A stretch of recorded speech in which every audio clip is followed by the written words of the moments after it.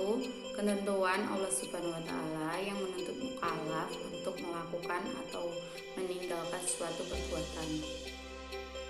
Pengertian hukum taklifi menurut bahasa artinya hukum pemberian beban, berasal dari kata kalafa yukalifu taklif yang berarti beban.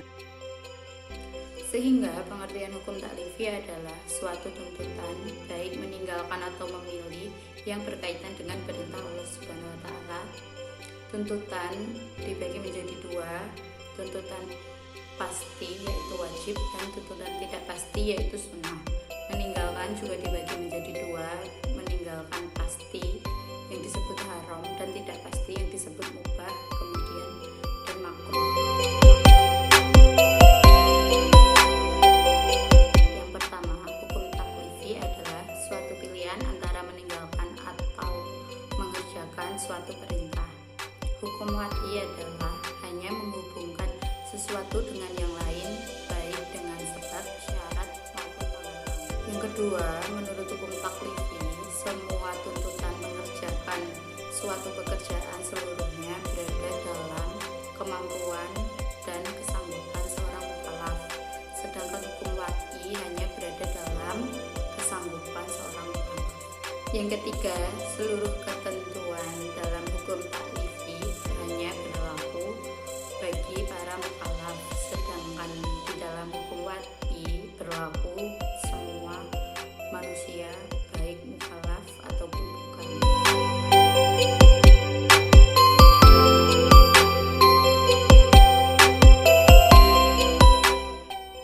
Wajib adalah suatu perintah, apabila dikerjakan akan mendapatkan pahala dan meninggalkan akan mendapatkan dosa. Kemudian wajib masih dibagi lagi.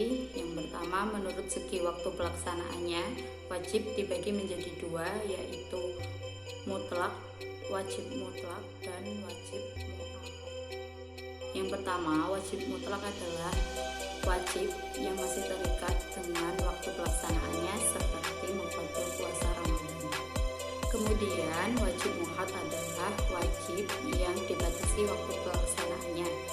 Wajib muakkad ini dibagi lagi menjadi dua, yaitu wajib muakkad muasa dan mudayyad.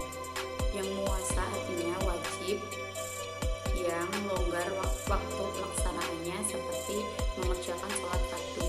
Yang kedua, wajib mudayyad yaitu wajib yang waktu pelaksanaannya dibatasi seperti puasa di bulan Ramadan. Kemudian yang kedua yaitu wajib menurut segi tertentu atau ada tidaknya kewajiban. Menurut segi tertentu atau tidak adanya kewajiban, ada tidaknya kewajiban ini dibagi menjadi dua, yaitu wajib muayyan dan wajib muqayyad. Wajib muayyan adalah kewajiban yang dituntut hanya satu saja, tidak ada pilihan lain selain kewajiban seperti membayar zakat atau membayar hutang. Wajib muqayyad yaitu kewajiban yang dituntut lebih dari satu, tetapi pelaksananya boleh memilih salah satu di antaranya, seperti orang akan menunaikan ibadah haji.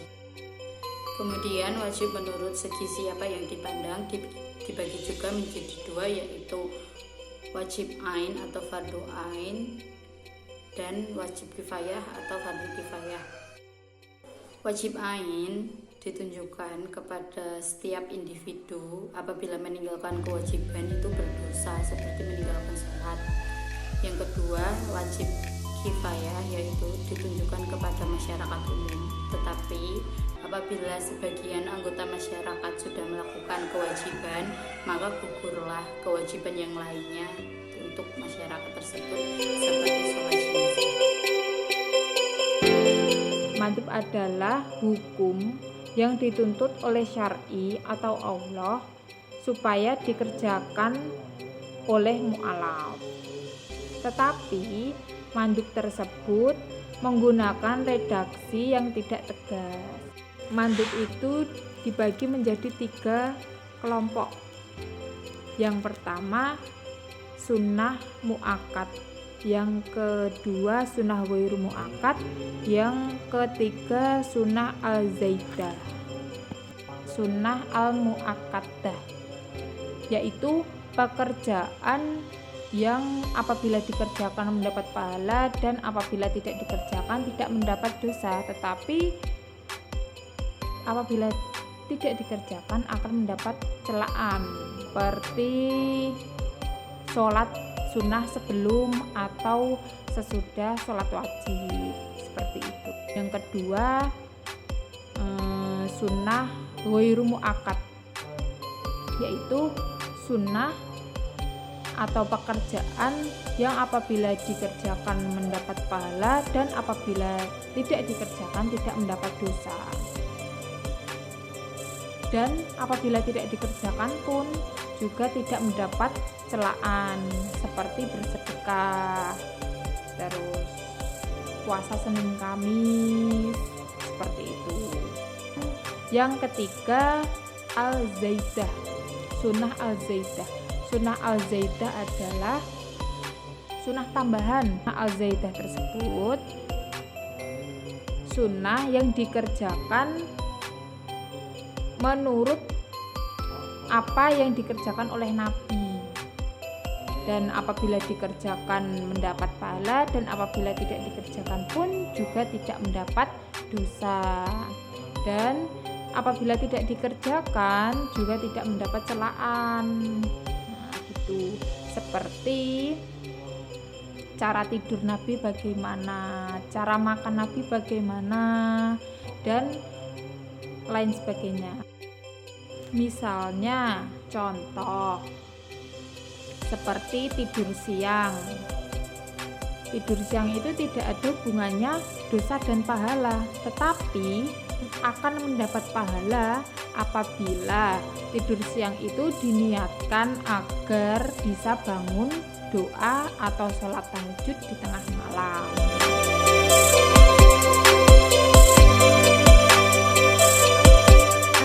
Akan menjelaskan tentang mubah. Mubah adalah sesuatu yang diberikan oleh syariat untuk mu'alaf. Apakah mu'alaf akan mengerjakannya atau tidak mengerjakannya, dan sesuatu tersebut tidak ada hubungannya dengan dosa dan pahala. Mubah dibagi menjadi 3 kelompok. Yang pertama, mubah yang berfungsi untuk mengantarkan seseorang kepada sesuatu hal yang wajib dilakukan.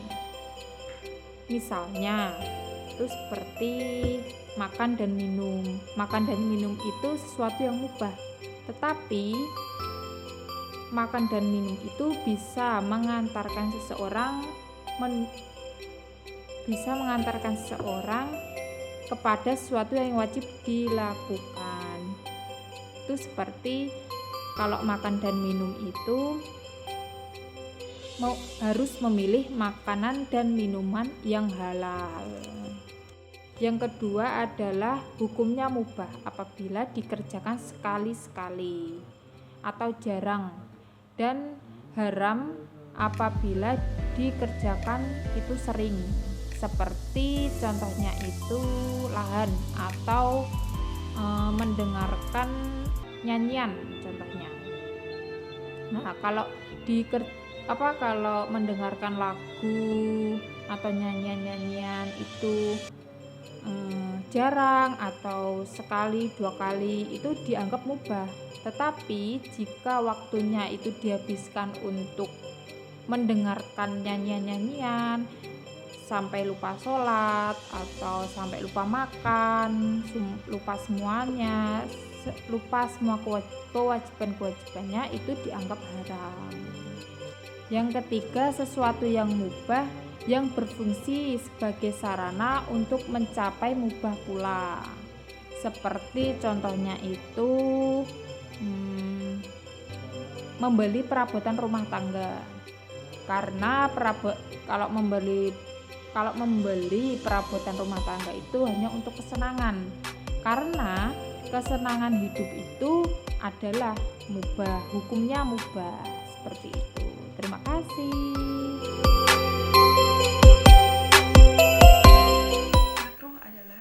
ism maf'ul atau objek dari kata kariha, yakrahu, karhan, karihon, makruhon yang secara bahasa memiliki arti membenci. Jadi, makruh adalah sesuatu yang dibenci. Menurut usul fikih, makruh adalah suatu tuntutan asyari atau Allah untuk meninggalkan suatu perbuatan dengan tuntutan yang bersifat tidak tegas. Contoh, talak. Talak merupakan perbuatan yang halal, akan tetapi Allah membenci perbuatan tersebut.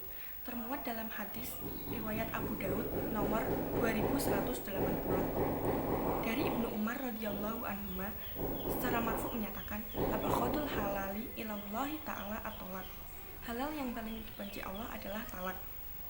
Selanjutnya, makruh terbagi menjadi dua. Yang pertama, makruh tanzih, dan yang kedua, makruh tahrim. Makruh tanzih adalah suatu tuntutan untuk meninggalkan suatu perbuatan dengan tuntutan yang tidak pasti. Contoh, memakan daging kuda, dan yang kedua, mengelap air wudhu. Yang kedua adalah makruh tahrim. Makruh tahrim adalah suatu tuntutan untuk meninggalkan suatu perbuatan dengan tuntutan yang pasti, akan tetapi dalil yang digunakan bersifat zani. Contoh, keharaman jual beli atas jual beli orang lain. Yang kedua, keharaman meminang perempuan yang telah dipinang orang lain. Haram adalah tuntutan asyari atau Allah untuk meninggalkan suatu perbuatan dengan tuntutan yang tegas. Redaksi keharaman termuat dalam Al-Quran bermacam-macam, seperti contoh dalam Al-Quran surat Al-Ma'idah ayat 3 yang berbunyi, A'udzu billahi minasyaitonir rajim. Bismillahirrahmanirrahim. Hurrimat 'alaikumul maitatu wad-damu wa lahmul khinziri wa ma uhilla li khairillah bihi wal munkhaniqatu wal mawqudatu wal mutaraddiyatu wan natihatu wa ma akala sabu'u illa ma zakkaitum wa ma dzubiha 'alan nusubi wa an tastaqsimu bil azlam.